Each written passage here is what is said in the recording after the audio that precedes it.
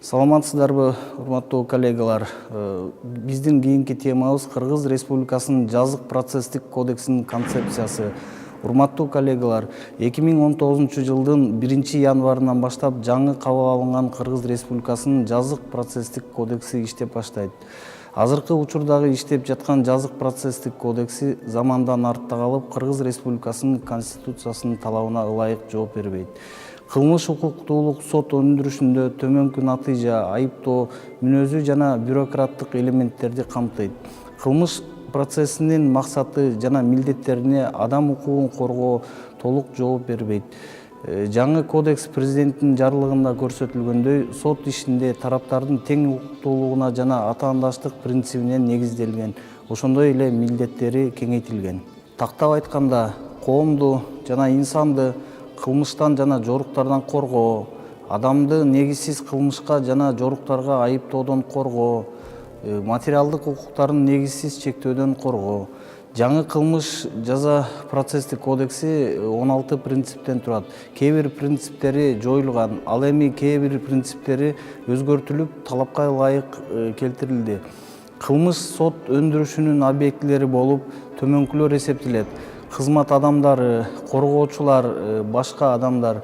Бул категорияга киргендер күбө, адис, эксперт, котормочу, медиатор, сот отурумунун катчысы, сот приставы.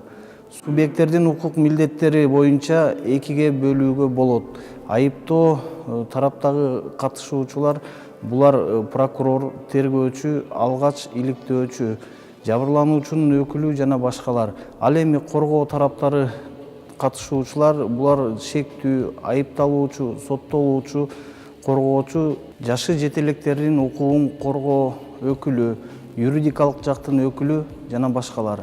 Жаңы жазык процесстик кодексте күбө калыстар институту жоюлган. Анын ордуна фото, видео фиксация колдонулат. Ошондой эле бөгөт коюу чарасы, мажбурлоо чарасы түшүнүгү алынып салынган. Анын ордуна кылмыш сот өндүрүшүнүн камсыздоо чаралары деп аталат. Ал төмөнкүлөрдү камтыйт. Биринчиси кармоо, экинчиси бөгөт чаралары, үчүнчүсү кылмыш сот өндүрүшүнүн камсыздоонун башка чаралары. Шектүүнү кармоо процедуранын эски кодексте 3 негизги жана 3 кошумча шарттары болсо, жаңы кодексте кошумча шарттары жоюлду. Башкача айтканда, алгач иликтөөнүн ыйгарым укук адамы, тергөөчү кылмышка эркинен ажыратуу дайындалуусу мүмкүн болгон кылмышка же Кыргыз Республикасынын жазык процесстик кодексинин 61-главасында каралган жоругу үчүн төмөндөгү негиздер болсо шектүүнү кармоого укуктуу. Биринчиси, эгер адамды кылмыш же жорук үстүндө же дароо аны кылгандан кийин көрүп калса. Экинчиси, эгер ал адамды жабырлануучу же башка адамдар кылмышына түз көрсөтүп турса. Үчүнчүсү, эгерде анын жанында же турак жайында кылмыштын же жоруктун дайын издери болуп көрүнүп турса, булар негизги шарттары.